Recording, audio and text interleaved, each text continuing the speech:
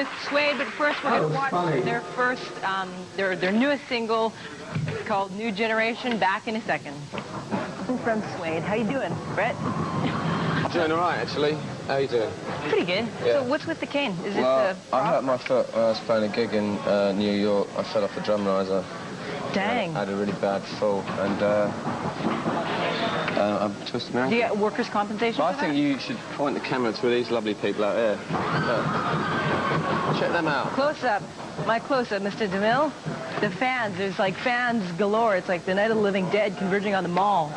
Okay, so the sound on Dogman Star is unconventionally epic. It's huge. It's operatic. Yeah. You've got like an orchestra's worth of instruments. And combined with the art direction and the songs, I get a real sense that there's a civilization in decay, in ruin, and you're just trying to struggle to live and love. Are these things that... Was this a catharsis for you to put together this album? Or was this like an attempt to try to get an emotional response from your listeners? I don't know. I just wrote about whatever I was feeling at the time. Some of it was complete insanity, and some of it was like response to kind of living in the city and what I've always written about, really. It wasn't really sort of supposed to be anything. I didn't sort of approach it with like anything in mind. Like, I wasn't going to say, oh, this is the idea for the album. So I don't think you can write songs or albums like that. You just have to. It has to be quite. It has to be quite kind of like, you know, from your body or whatever. It has to be quite sort of spontaneous. Did you try to go to an extreme? Were you? Yeah. This was an extreme there's a real time intention for the album to be like as extreme as it could possibly be. You know what I mean? Like, rock music in general is notoriously dull, isn't it? You know what I mean? It's like kind of four boring people looking at their feet, you know what I mean? And it's really, I think it's sort of important for musicians to try and make it more interesting, for God's sake. I mean, it's so bloody boring anyway.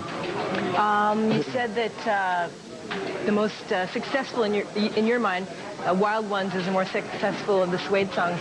Why is that? I think it's the best one because it's kind of like combines everything I like, really. It's got a bit of nice melody, and it's quite catchy, but it's quite sort of romantic at the same time. Yeah, I got to agree with you. On this album, I think it's the strongest one too. There's a lot more sort of air to breathe too. Yeah, yeah. And your vocal sounds really rich. Yeah, well, I mean, the arrangements are better, you know, that's the thing. On the last album, it was all kind of really very heavy guitar stuff and, you know, things that were left over from our past and that.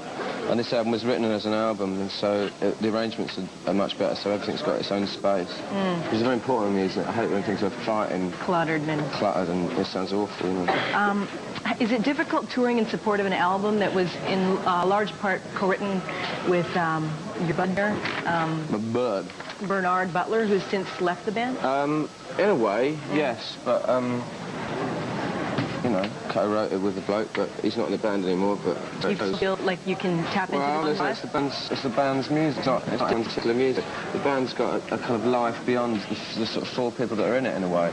It sounds like a load of like mystical codswallop, but it's what I feel. So it has got strength and left beyond just the four people that are in it. Yeah. And you're looking forward to working on new material with the new lineup? Yeah, we certainly are. We've already done a couple of tracks, and we'll be doing some more very soon. I want to get working on the next album as soon as possible, really. Your file here is huge. It's like this big. And in every single article, they refer to your saucy buttocks. Saucy buttocks? Saucy buttocks. What are saucy buttocks? I don't know. It's like, I saw this one video clip and you're like shaking your saucy buttocks. Saucy buttocks. And I'm wondering, like, okay, so you got people going, sex?